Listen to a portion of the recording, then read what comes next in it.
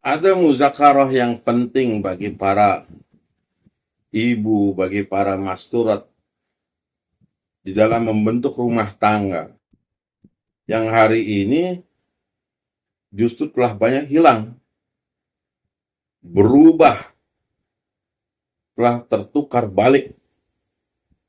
Entah disebabkan karena gaya hidup modernisasi ataupun emansipasi ataupun sekularisasi ataupun apalah. Tapi ini sangat penting. Mungkin dalam urusan parenting atau dalam urusan membina rumah tangga, ini adalah satu hal yang sangat pokok sekali. Yang utama adalah mengenai keamiran. Sosok pimpinan dalam sebuah rumah tangga. Nah, ini yang mungkin perkara yang sensitif. Sesuatu yang sensitif tapi sangat penting sebetulnya. Mengapa? Karena kepemimpinan dalam rumah tangga adalah sangat vital. Kepemimpinan dalam rumah tangga itu menjadi satu ruhaniyat. Ibarat kapal yang akan berlabuh ataupun menuju ke suatu tempat, mesti ada satu nahkoda yang memimpin. Juga ibarat kendaraan-kendaraan yang lainnya. Ada supir, ada pengemudi, ada masinis, ada pilot yang mengendalikan, yang membawa kendaraan itu. Sehingga semua penumpang selamat, yang ikutnya selamat, yang dibawanya pun selamat. Nah, inilah rumah tangga. Ini adalah satu kapal besar, kendaraan besar. Di situ ada suami, di situ ada istri, ada ibu, ada bapak, ada anak, mungkin ada cucu. Tapi siapa supirnya? Siapa amirnya? Siapa yang memimpin kendaraan tersebut? Nah, inilah yang menjadi inti sebetulnya dalam sebuah rumah tangga. Yang pertama kali menjadi asas. Semua mesti sepakat. Sebagaimana firman Allah, ar-rijalu qawwamuna 'alan nisa. Bahwa laki-laki yang harus jadi pemimpin. Artinya jika antara suami istri, suami mesti jadi pemimpin. Seandainya ibu dan bapak, bapak mesti jadi pemimpin. Nggak bisa istri, nggak bisa seorang ibu. Selama masih ada suami, selama masih ada bapak, maka dia yang jadi pemimpin. Dan ketika seorang suami, seorang bapak menjadi pemimpin, maka semua harus sepakat. Tunduk dan patuh kepada pemimpin. Kepada amir rumah tangga. Semuanya mesti tunduk.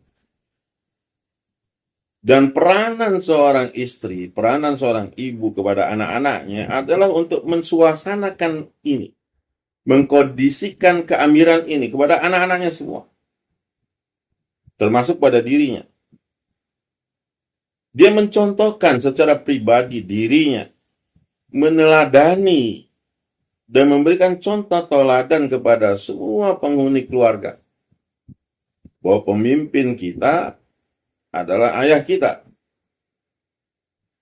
Bahwa abi ataupun ayah ataupun bapak, bagaimana kita memanggilnya, adalah pemimpin dalam rumah tangga, dalam keluarga ini. Maka semua mesti turut, semua mesti taat. Apapun keadaannya, baik itu urusan duniawi ataupun urusan ukhrawi, taat pada pemimpin. Nah, disitulah ketika semua dikondisikan, anak-anak mau jajan, walaupun ibu yang pegang uang, misalkan istri yang pegang uang, minta dulu sama bapak, izin dulu sama bapak. Mau berangkat, izin dulu sama berangkat. Mau keluar, mau izin dulu sama bapak. Mau apa-apa, izin dulu sama bapak. Sehingga dikondisikan.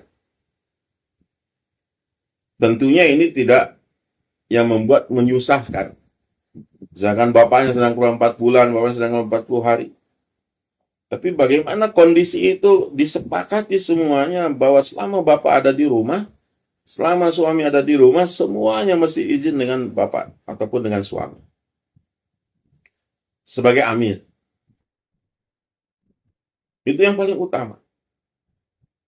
Dimulai dari seorang istrinya sendiri, dia taat pada suaminya. Bertingkah laku betul-betul taat. Tidak ada membantah. Tidak ada melawan. Tidak ada menentang. Seandainya ada anak-anak kita sudah mengeluarkan ataupun bertindak melawan kita, maka seorang ibu harus bernasihat. Jangan melawan. Jangan menentang. Itu adalah amir kita, bapak kita, ayah kita. Kita mesti taat, kita mesti tunduk. Sehingga apa? Wujud ketaatan dalam rumah tangga. Sifat taat itu dimunculkan.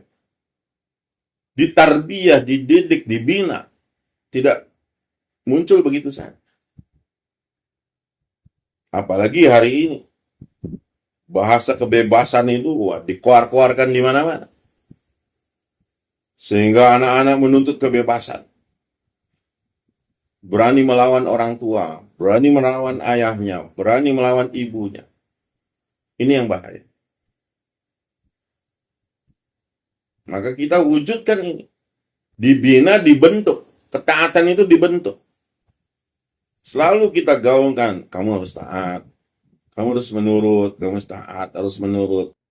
Ini kebaikan. Ya, kalau kita menurut, kalau kita taat, apa fadilahnya, apa keutamaannya. Nasihat-nasihat inilah yang disampaikan.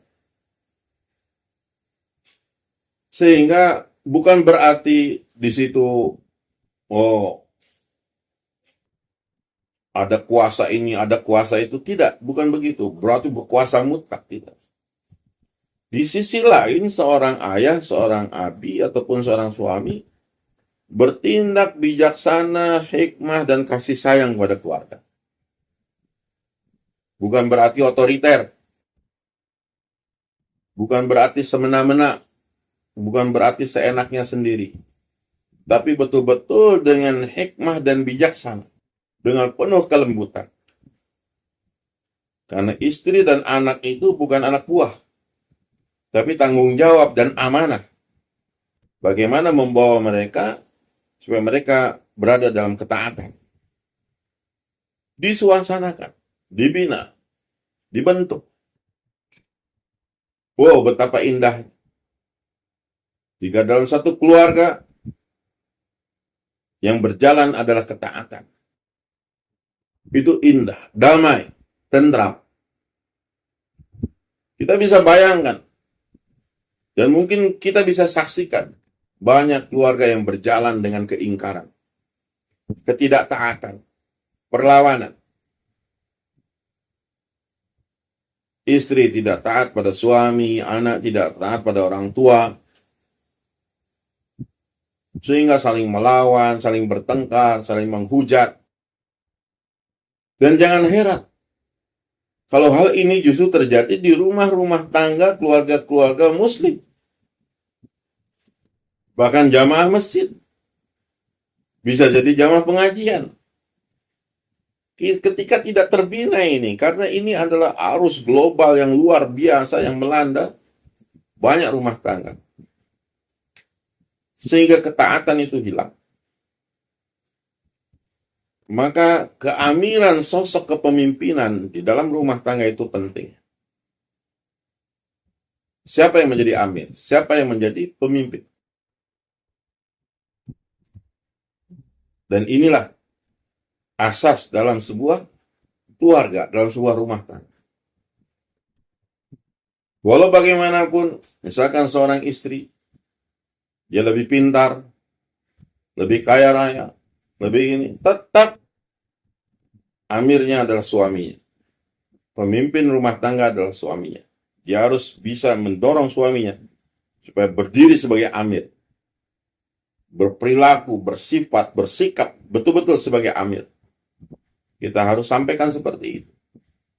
Karena dia yang akan ditanya nanti di hadapan Allah. Dan semua itu akan menjadi tanggung jawab. Kulukum ra'in wa kulukum mas'ulun an ra'iyati. Tidak bisa diingkar. Tidak bisa menghindar bahwa setiap diri kita ini adalah penanggung jawab. Ya, seorang suami kepada keluarganya itu akan ditanya oleh Allah.